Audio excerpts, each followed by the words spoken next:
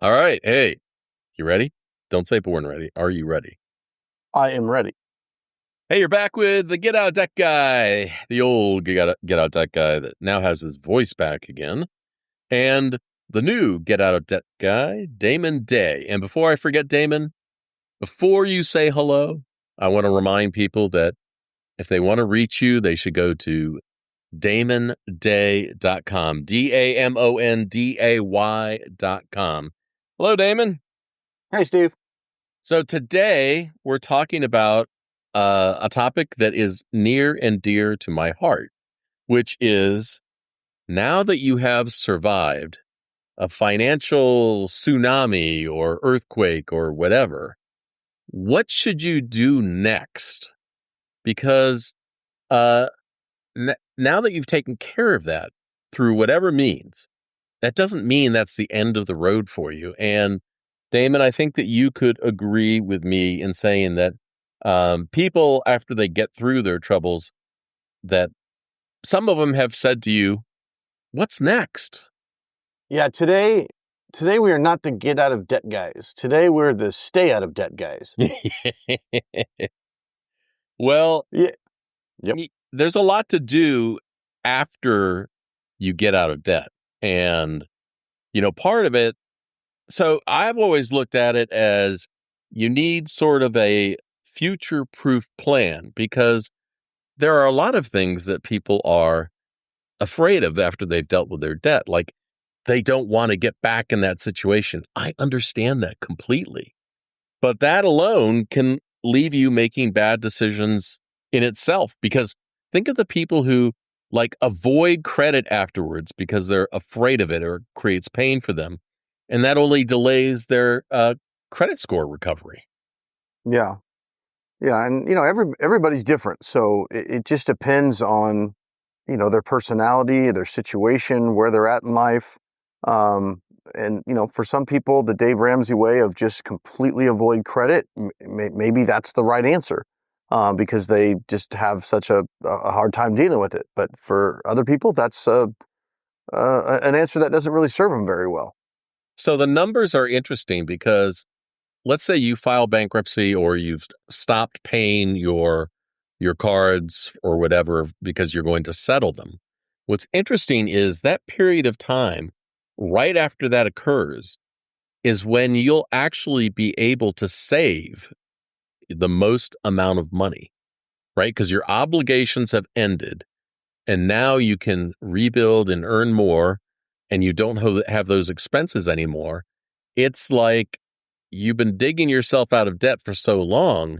Now you've got a little period of time here where you can coast. And here's where I think a lot of people run into trouble is all of a sudden they feel such freedom that it's very easy to start overspending again.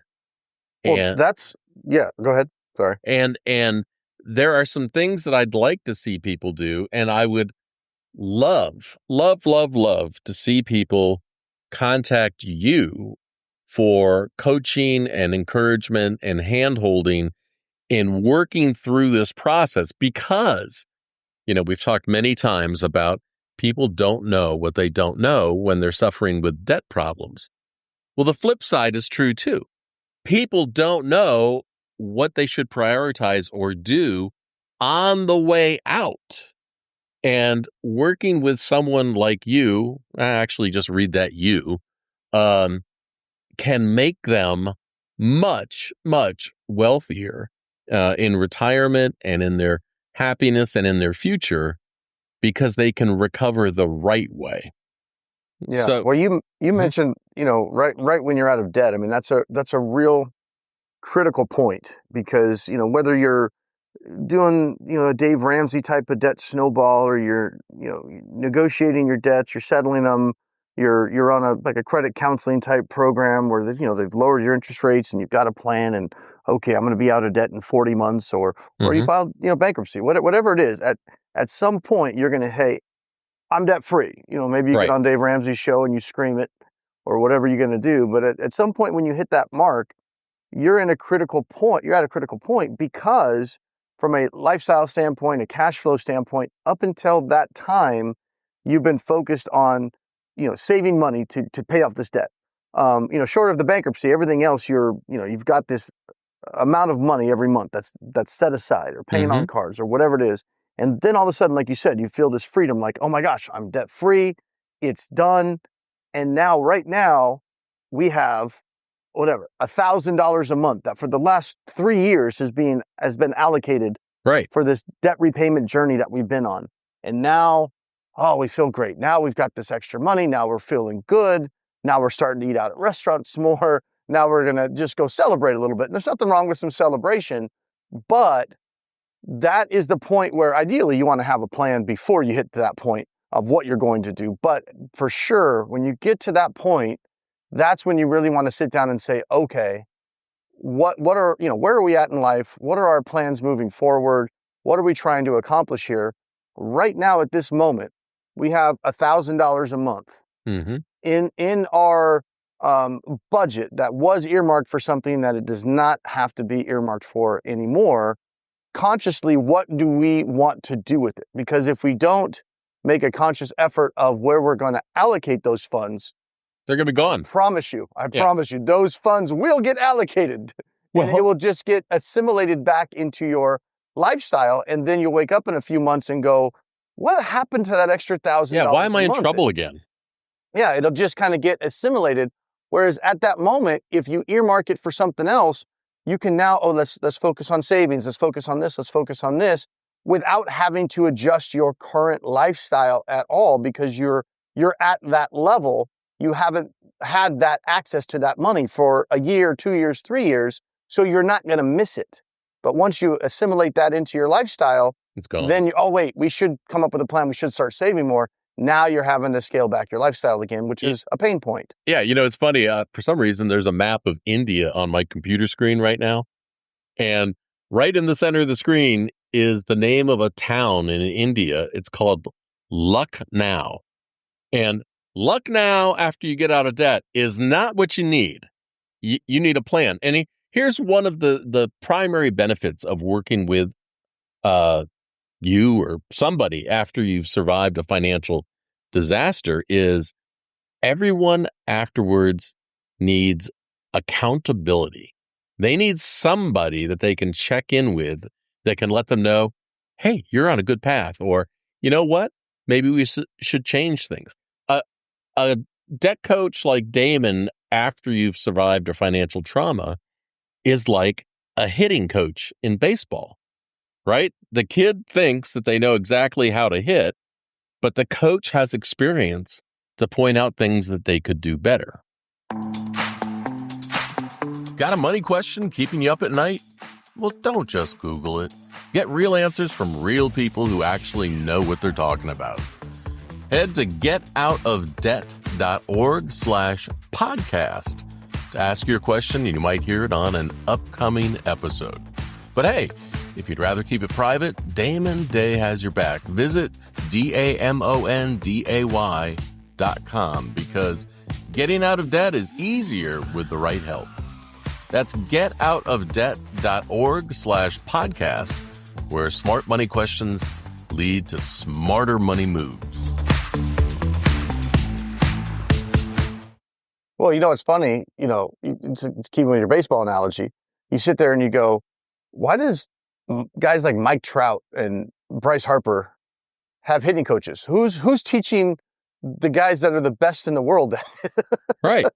But yet they still have coaches, because even if you're really good at something, it doesn't mean you're seeing everything. And a coach can sometimes step back and look at what's going on and say, hey, look, I know you know this, but here's what I'm observing is going on. Well, when it comes to the money issues, this was a real eye-opener for me. So back in the day, one of the services that we offered our clients was their money would come to us, we would pay their bills, help them to save money, and essentially give them an allowance to live after we've paid all their obligations.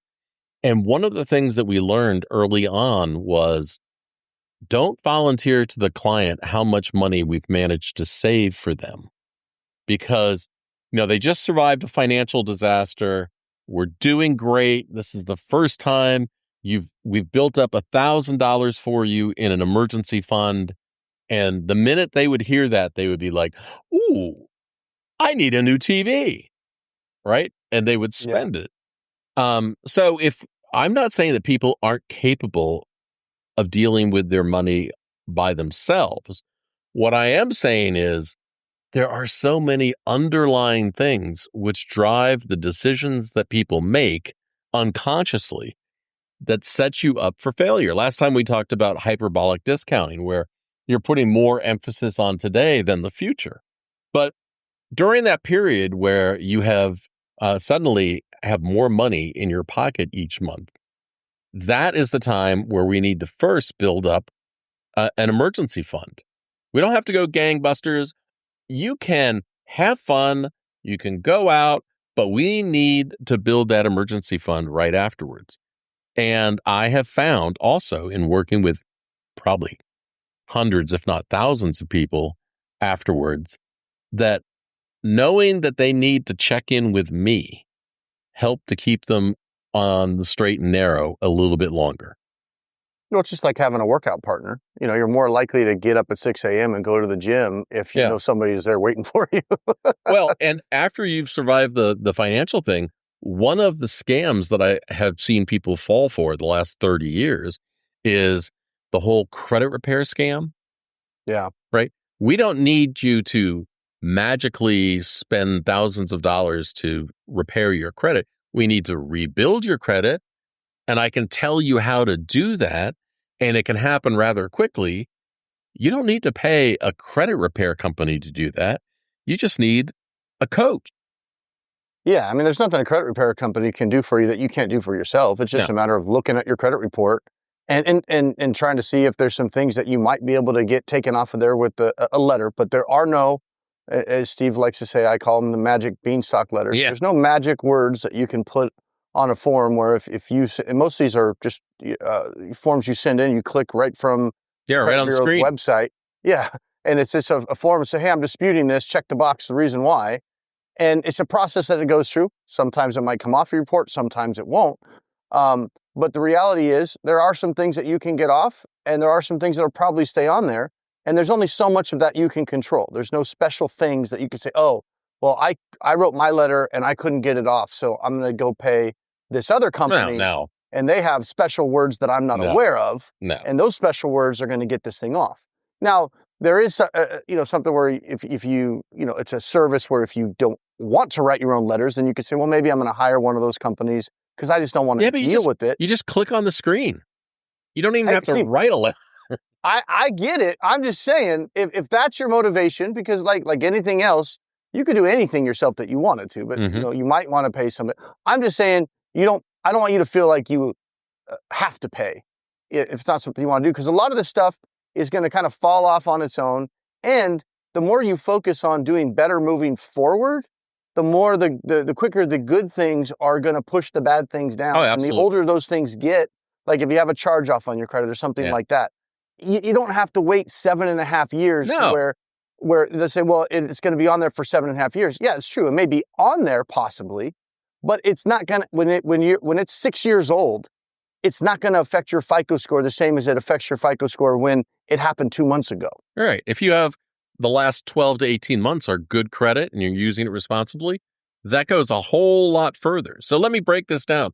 Immediately after you've started to recover, in the first 3 to 6 months, I think that this is always what I focused on, was that people needed an emotional and mental reset to deal with how they felt going through this and how they feel about handling money moving forward, because we don't need people making bad decisions out of shame, guilt, or embarrassment.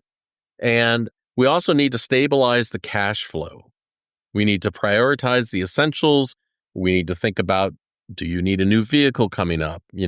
What's going on? How are you going to manage your money moving forward? There's no right or wrong answer here. We just need to know and be on the same page.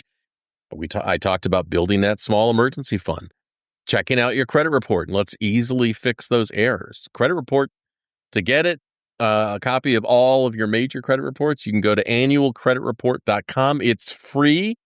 And if there's something incorrect on your report, you can just click on the link. And if you want to talk it over with someone, That's what your freaking debt coach is there for.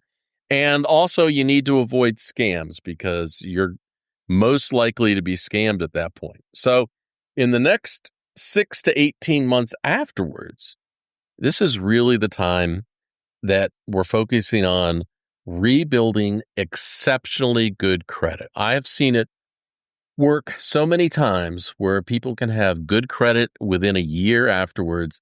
And within a couple of years, you're qualified to buy a house, get a mortgage, buy a car, all that stuff. This BS about you have to wait 10 years or something after a bankruptcy or a credit problem. I don't know where that started from, but that is just wrong. Oh, that for sure started from the banks. Absolutely. Trying to scare you into pain. Oh, just putting it out there. Yeah, absolutely.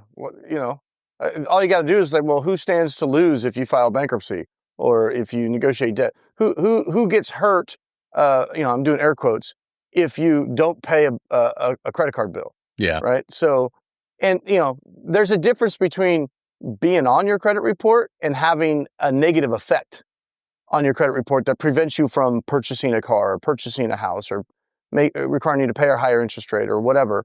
I hear from clients all the time that they were surprised how fast their credit recovered after we settled the debt or they went bankrupt or whatever it was, and not without any outside input, without even having to go in and dispute any of this stuff, just the report correcting on its own. Because keep in mind, if you settle the debt or you go bankrupt or whatever, yeah, you've got that the negative, it charged off or you were behind, or you have those things on your credit report. But you know what you don't have? $100,000 in debt that you owe. Yeah. And, your utilization rate maxed out at that point either. So that is actually going to have a very positive effect and help to counterbalance the fact that you were behind at one point or you went bankrupt or whatever it was. And people are surprised that usually if you're negotiating debts and you're having all these negative things hit your credit report at one time, it's kind of like ripping off the Band-Aid. But then once you get everything resolved and you get 12, 18 months out from that event, people go, oh gosh, my credit's better than it was before I started. For years. And I don't have to pay this $3,000 a month anymore on these credit cards. This is great. Well, so in the 6 to 18 month range, you should be focused on continuing to rebuild your credit. And you can talk to Damon about easy ways that you can get good credit reported on your credit report. Not sneaky, not devious, not anything else, not any of these scam company things. Wait, no, I thought like the best way is like to go online and pay money and get somebody's social security number, right? And then, or you can pay for the service that you essentially get yourself, you pay money. I've heard of this scam.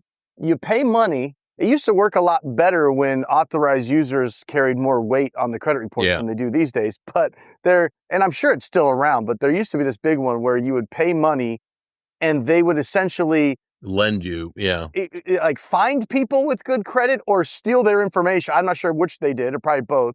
And they would add you as an authorized user for a certain amount of money. You could pay somebody to be added as an authorized user to somebody with good credit. And then that would therefore build up your credit, which was essentially a scam. I mean, it's not a scam if you're going to go, hey, mom, I'm having a credit challenge.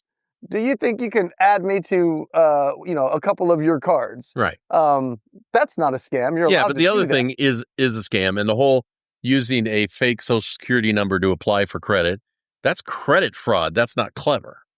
So when we're talking about using a coach to help you through this period, like one of the things I focused on is, all right, we need to get you back in the credit game, not to get overloaded, but if a good credit score is important for you for the future, you want to get a good mortgage, a low interest rate on a car, you want to keep your homeowner's insurance low because often it's credit score based. Well, then we need to start rebuilding your credit. And I would always keep track on my clients. What balances do you have now on cards? Because they should never exceed 30% of your limit.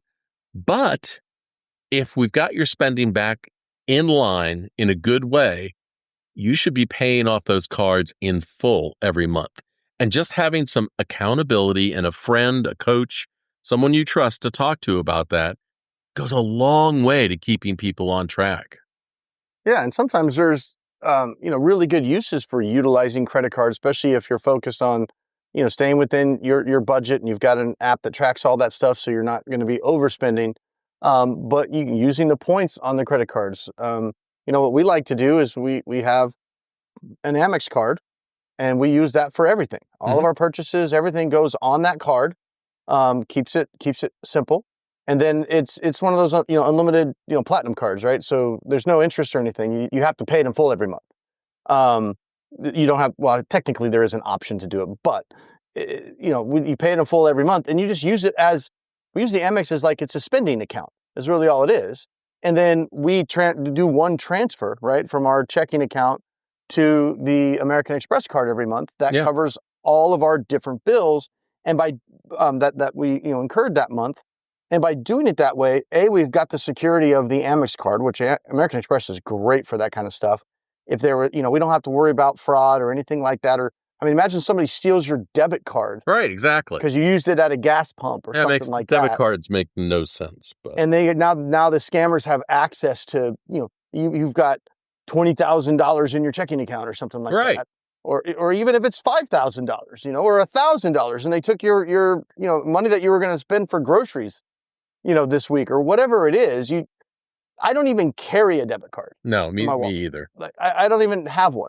I mean, I have one. I don't have it on me ever. But we use that American Express, and then we also get points for that too. And we get Home Depot gift cards is what we usually, because we're at Home Depot all the time. Yeah. And I usually get a couple $100 a month in Home Depot gift cards just because I use the American Express card to pay all the bills that I would be paying every month anyway. So it's such a no-brainer for me anyway. It's extra security, and I get a few $100s in Home Depot gift cards every month just for simplifying my life and putting all of my bills on one card. Well, last September, Pam and I took a trip, and we flew first class and stayed at a hotel and used points for the whole thing. It was $0. Yeah. So here's the thing. I have heard people say, I don't know if I can be diligent enough to keep the money and pay the balance off in full at the end of the month. To which I say, there is nothing stopping you from paying your balance off weekly, right? You can go in on your bank and you can generate You could do it every day. You could do it every day if you want. Yeah. Yeah. It's just an electronic transfer. You don't have to go into a bank or anything. Well, that's the funny thing. People are so worried, like, they're going to charge me interest. Well, don't carry a balance. Yeah. There's no interest. So and the secret is that's the way the banks make money. I mean, yeah, there's people that are disciplined enough and they have to pay. And people think, why would American Express offer that service? And they're giving you a couple $100s a month in Home Depot. That doesn't make any sense. They're not getting any money. Somebody else is paying for it. Yeah. Well, and now granted, I am paying an annual fee for, I think that one's like $600 a year. I'm not saying you have to go get a platinum American Express card. Yeah. But we get way more back than we pay for it. But you can use a card with no annual fee if you want to do it. We just happen to like the American Express. But as Steve just said, yes, for every one person they have that uses the card to their advantage, there are probably, I have no idea, for every one person that uses it right, there's probably 10,000 people that don't. So there is a lot of truth from Dave Ramsey's standpoint. I understand what he's saying, which is if I can only give one answer, then I'm going to give the answer that might help more people, right? I think Dave Ramsey's point is very few people have the discipline to do it. So I'm just going to lump everybody in the same and say nobody should do it because more people would get into trouble than it would help. Well, I get that. I will give you that out of generosity, but I completely disagree with Ramsey's approach because if somebody was working with a debt coach afterwards and they were talking through this and they could see the benefits of why this plan worked and you had somebody that you were accountable for, that's how you learn new habits. It's like saying, I cut myself on a knife in my kitchen, so now I need to throw away all my kitchen knives. Oh, I agree with you on that point. I'm just saying, if Dave's in a point where he has to only give one answer and can't look at individual situations, then he feels the safer answer is just don't pick up a knife. But he also says use a debit card too, which is insane. So let me get back to Where's he kind of painted himself into a corner? If his thing is you can't use a credit card, you can't really say don't use a debit card, man. I know. I know. He's like, you got to carry cash everywhere. Yeah. Where was I at the other day? I got change for something. I can't remember even what it was for. Oh, I was at a place that said we do not accept cash. Yeah, but I remember I got this change, and I'm like, I got to put this in my pocket? Mm-hmm. It's like, I carry cash, but just to have it. I never use it to buy anything. Let's get back to this 6 to 18 month period after you're surviving your financial struggles. There are things that a debt coach can really help you with, which is like developing smart money habits, tracking expenses, and making a budget that fits your life. Not a wish list, but how you want to spend your money. Like automating savings, avoiding the new debt traps, keeping you away from these easy approval loans or subprime credit card offers with predatory fees just because you think that you can't qualify for a regular card. And here's the big thing. Once you have gone through that mental decompression in the 6 months after you just dealt with your finances, this is what I think is the best time for people to get excited and motivated to start increasing their income with side gigs, upskilling, doing other things, being excited about making that extra money, not because you're going to hand it to the creditor, but because you're going to hand it to yourself in your future net worth. Yeah. Yeah. And like we mentioned earlier in a podcast, that first couple of months, right, when you're out of debt, that's the critical point where you want to sit down and come up with a plan on what to do with not only the excess money that you're going to have in the savings, but like Steve said, that's a good time to actually increase your income if you can, because all that money is now going to you and not to somebody else. And obviously every situation is different. It's very different if I'm, talking to, a 60-year-old married couple, kids are grown, moved out of the house. They just now got out of debt. They don't have much in retirement.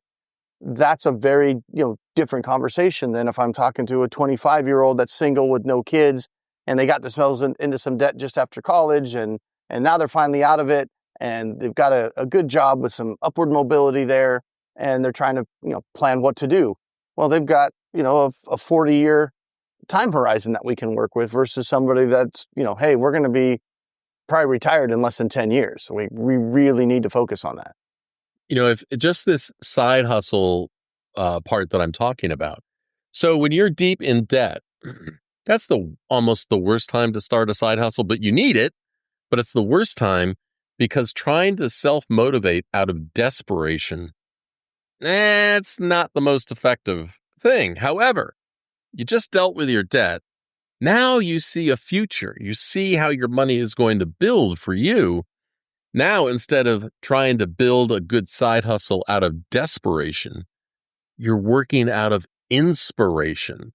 And that is always much more successful. Now, Damon, if you could take somebody who would listen to you and follow your advice because you've been the king of developing all this side hustle knowledge.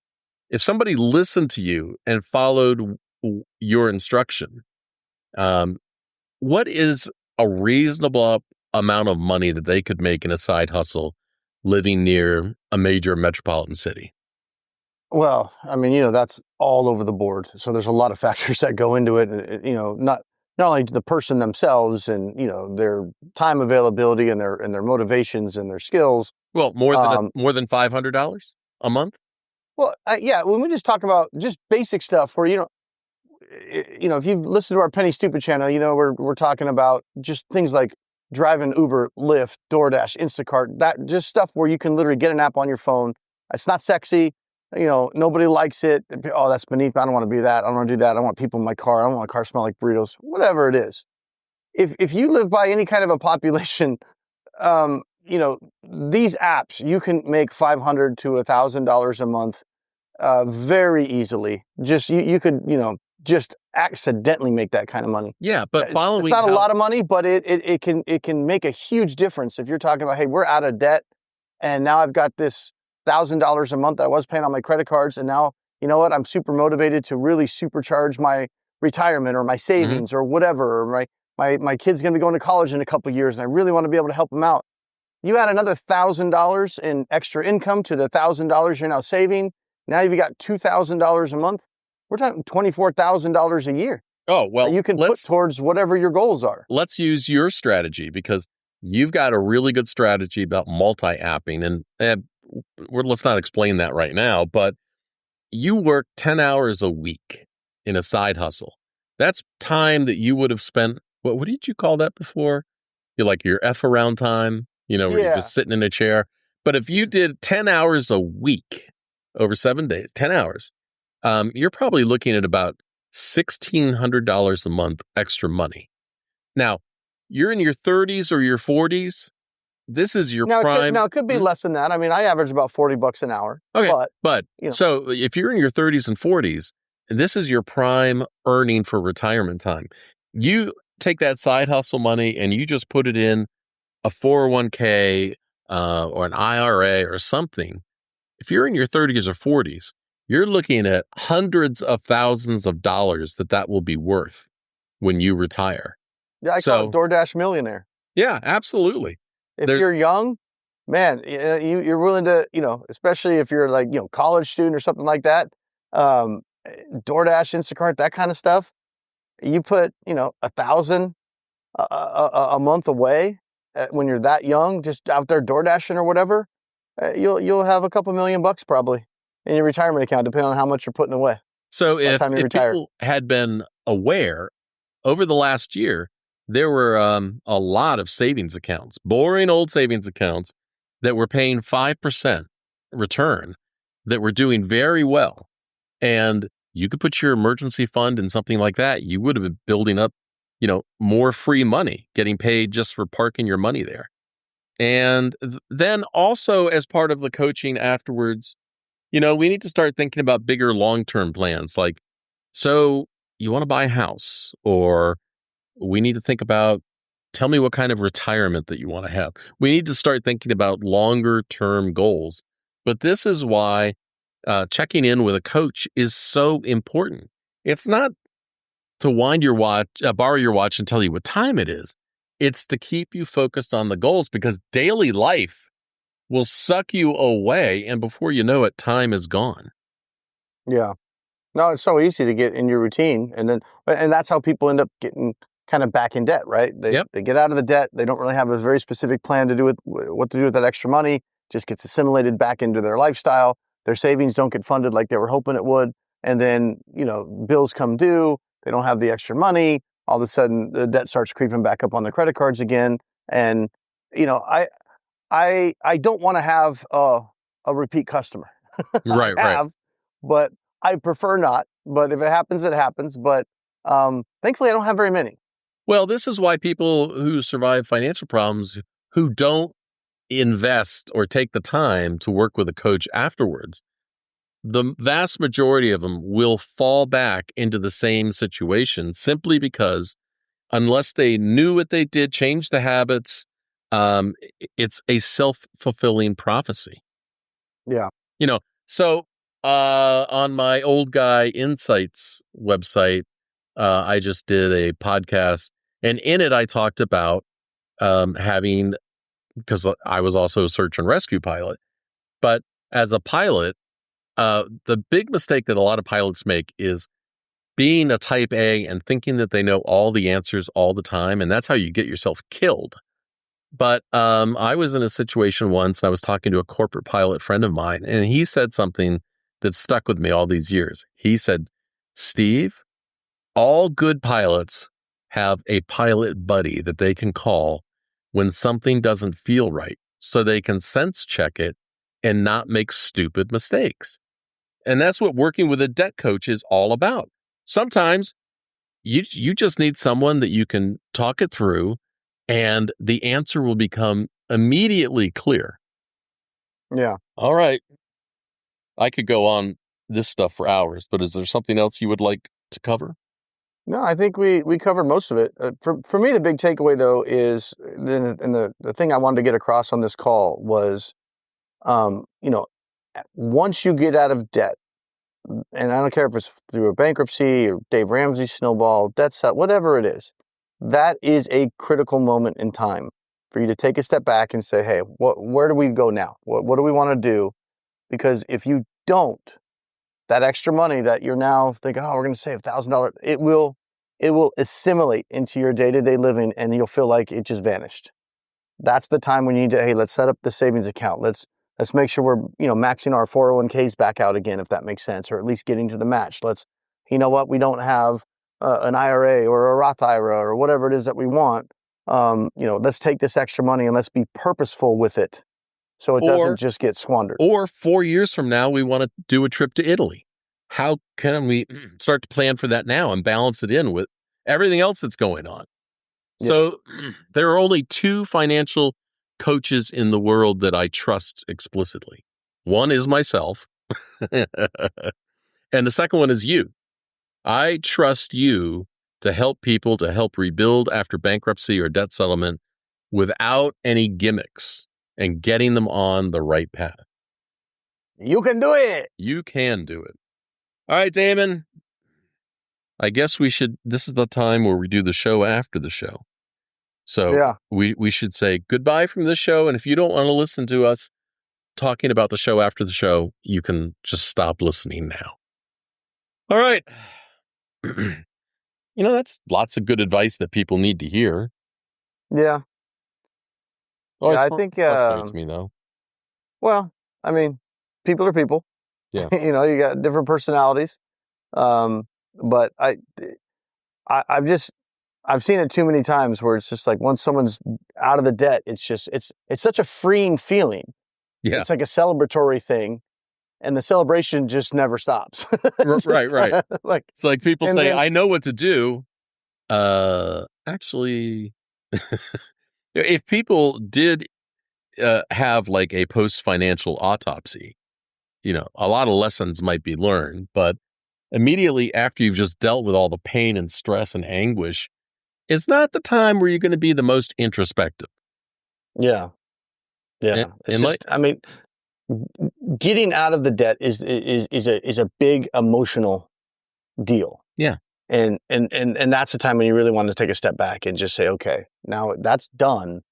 Now here's where we're at in our life. What do we want to do with this? And I've just seen it so many times where it's just like, I'll hear from a client like years later after we got out of the debt, and it's just like, yeah, I'm going to need your help again. Yeah. And then we start talking about it, and it was like, well, once I was out of the debt, but then my kid went to college, and then it's just life. Life is life, and things aren't getting cheaper.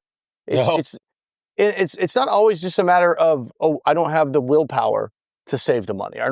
It's just every time you turn around, there's just, now this is this much money. And but here's where I think a coach is the most important, is when I would talk to somebody and say, I hear what you're saying, but have you thought about this?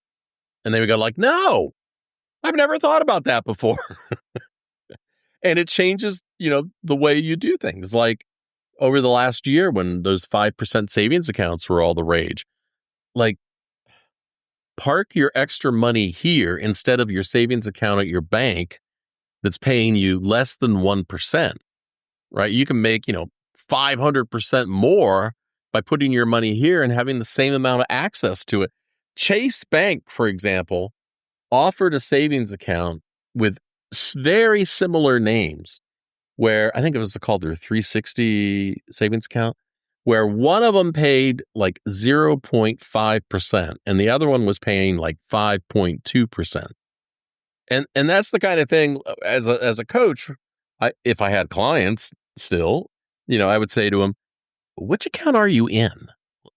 Let's look at the interest rate. Because I actually talked to somebody who didn't realize the names were so similar. They were in the wrong account. It's a friend of mine. And, all that money's lost. Yeah. Well, you'd mentioned earlier, back in your heyday, the day when you had that service where you would essentially babysit the client's money, where they would just give you their money and then you would kind of manage it all. Yeah. I'm not going to do that. No, I don't do that. No. But one of the things that I did find when people came to me and I would say, hey, show me what your bills are. Show me your bills. There were so many times where I found that people are way overpaying for things. Oh yeah, You and know, like, subscriptions and things that they forgot. People put things on auto pay, yeah, and I know it seems like Rocket Money and stuff like that, and people think, oh, I would not do that. But if you don't think you do that, one good trick if you don't want to do like a Rocket Money or something like that, I tell people, um, if especially if everything's on a credit card, yeah, you can cancel the credit card or call and say, hey, I lost my card, I need a new card. right. Stop That that. card goes away, and then all of a sudden all these things that you haven't thought about in years will start emailing you going, hey, we're trying to charge you $20 and put it front and center, right? And all you got to do is call the bank. Again, if you keep it simple and you put all of your charges on this one card and then pay that card off, Yeah. you can call your bank, and just say, yeah, I lost my card. I need a new card. Well, Okay, no this is problem. why I don't like to pay anything with an ACH or a bank draft. I'll put it on my Yeah. card because that is a buffer. But one of my very first clients ever 30 years ago, her name was Crystal. And I'll never forget, I got her bills and I looked at them and I said, Crystal, how many places do you live in? She said, one. I just have the one. Well, why are you paying for 2 alarm services? And, Oh, she just wasn't good at attention. But that's why having somebody, check over those things or like, oh my gosh, somebody on the wrong cell phone plan, like an old legacy plan when they're offering yeah. some new program. Or another favorite is, do you realize how much you're paying for streaming, apps, cable, and all that stuff? Well, that's a big one. That one sneaks up on you now. That with now you have your internet. I'm streaming this. Oh, I need to have Netflix. I need to have Hulu. I need to have this because this is on that, and oh, this show is on this and that. And then especially if your kids have phones too, and oh, I have Apple Music over here, and then you don't realize it because it's $9.99, Yeah. $8.99, $7.99, and so it just kind of yeah, okay, whatever. But if you sat down and actually added it all up, we got rid of cable, I don't know, 10 years ago, 12 years ago, before it was the chic thing to do. And, Yeah. high speed internet was only $20 a month back then. Oh yeah, we're going to say, I'm tired of paying cable, $125 a month. I'm pretty sure cable's cheaper now. Yeah. By the time you start adding all the streamers, I was just looking today because my son's having his 16th birthday, and his birthday's on the 9th, his Super Bowl. Hmm. And so he wanted to have a little Super Bowl get together with his buddies. And I was like, oh, okay, I need to figure out what I need to stream the Super Bowl because it's different every freaking year, Right. So it's like, what app do I have to pay for? Do I have to get to stream the Super Bowl? And I'm sure that's going to be $30 or $50 or whatever. And I'm almost at a point now where I'm like, I think just going back to cable or like a dish network, I feel like it would be cheaper and simplify my life because it would be like, oh, I want to watch this. Okay, I'll turn it on. Well, you're Instead you're of, absolutely what right. app do I need? You're absolutely right because either you get a free over-the-air antenna, those things still work, right? You get your Not local. really. They don't work well. They don't work You know. well, but you can get your local channel. But like YouTube, no, it was the NFL season package. It was through YouTube TV. They wanted $450 to watch football games. On using cable, I watched all the playoff games on my local channels, so I didn't have to pay any extra for it Yeah, and the YouTube TV is like, I think it's like $60 a month. or more now. Yeah, for the YouTube TV, so you Yeah. can watch the regular stuff. And I don't know. I haven't shopped this around in a little bit. What it would be, where I'm at here, but I think Dish Network packages are still probably close to what they were, 100 and $120. I'm guessing, depending on. But we don't even watch that much TV either. That's it. We canceled Hulu actually last month. I was just looking at my bill, looking at the card, and I never watch anything on Hulu. Mhm. I don't have, I have my go-tos on a couple of shows that I like to watch, and that's about it. And I asked my wife, I was like, do you ever watch Hulu? She's like, no, not really. Let's We're cancel it. paying $19 a month for Yeah. Hulu. Well, And these, we just discovered neither one of us ever use it. I'm like, these cancel. these days, I think that people actually really need to sit down with a spreadsheet, right? And put down, these are the programs that we want to see and look to see where they're available and then find what is the most economical way in order to get that package instead of having subscription creep. Well, because things have changed so much the way we used to do things 20 years ago versus the way we do things. But back then it was like, oh, here's all my favorite shows, and I'm going to hit the DVR to record it at 3 o'clock because I'm not going to be here. Now, dude, I can't stand it when they release shows like, okay, this episode this week, next episode next. I can't stand it. Like, I won't do it. Right now, I'll be like, no, I'll watch that, 6 months from now when all the episodes are available. Yeah. Because I like to, if I'm going to sit down and watch, sometimes I want to watch 2 or 3 in a row. I don't want to just watch one and then they give the cliffhanger. And I'm like, oh, now I got to wait till next Sunday. Well, this to is see a good what happened thing to John. It's a good thing to talk through with your debt coach because, if you have something like that, like I don't even subscribe to Netflix. There's nothing that I want on it. But if something came up, I would wait 6 months and then subscribe for like a month. Yeah, just watch a whole bunch of stuff. Watch the whole bunch of stuff that I wanted to watch and then cancel it. I don't need to pay for it for a year. Yeah. Well, Apple's actually got a nice, this is where also having a service that tracks all your spending really helps because, like you mentioned, a spreadsheet. Most people probably think of spreadsheets like I think of spreadsheets, which is my eyes glaze over looking at a damn spreadsheet. Mm-hmm. Yeah, I don't mind looking at a chart or something like that if it's all on there. I don't mind looking at a spreadsheet. I don't want to be having to fill one out and track my spending and all that. So I don't think they have the app out for Android yet, but Apple's got, and most people do have iPhones these days. They've got a great app called Copilot. It's like a budgeting software. You always got your phone on you anyway. It's actually really, really good. And a lot of people jumped onto that after Mint went away, which Mint was a good one too. But if you don't have an iPhone, there's also a service called Monarch Money. But the nice thing about these things is you link them to your account, so you don't have to manually write things down. And they will track everything that you spend. And the Copilot on Apple is really good at categorizing things. I don't know if they've used an AI in there or whatever, but they're really good at kind of getting it pretty accurate. Mm-hmm. And all you do is link your cards that you use to spend, and all the rest of it's done automatically. And it will tell you, here's where you spent all your money. And so you can have things like streaming services and stuff like that. And at a quick glance, you could go, oh my gosh, we're spending $200 a month on these various TV entertainment streaming services. Do we, how much TV do we actually watch? Is that something we should be spending $200 on? Maybe, like you said, maybe we can narrow it down to the specific shows that we actually like, and see if we can maybe get away with spending $50 a month on these streaming services and save $100. Yeah, let's prioritize them. Yeah, exactly. All right, let's say goodbye. I will see you. All right, bye. Peace.